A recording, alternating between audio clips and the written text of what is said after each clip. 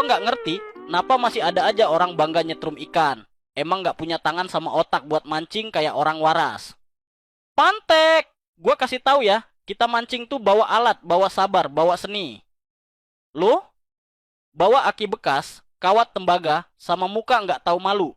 Lu datang ke spot bukan buat nyari ikan, tapi buat ngebantai. Ikan belum sempet nyium umpan, lu udah bikin dia kejang-kejang. Ikan gede, kecil, betina lagi bunting, anakan baru brojol, semua lu sapu. Spot yang tadinya rame jadi kuburan air. Lu pikir itu keren? Kita para pemancing rela berjam-jam duduk, kadang dapet, seringnya boncos, tapi nikmatin proses.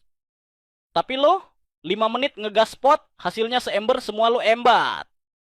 Ikan gabus masih TK pun lu bawa pulang. Lu puas? Hah?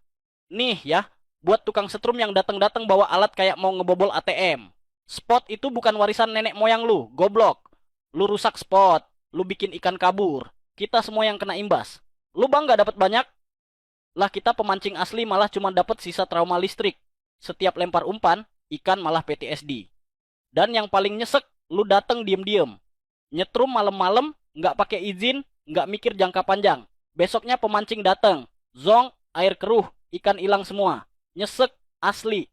Lu tuh bukan cari rezeki, lu ngerampok dari masa depan. Intinya, tukang setrum bukan bagian dari dunia mancing. Dia tuh virus, perusak, dan musuh bersama. Dan jujur aja, kita semua muak.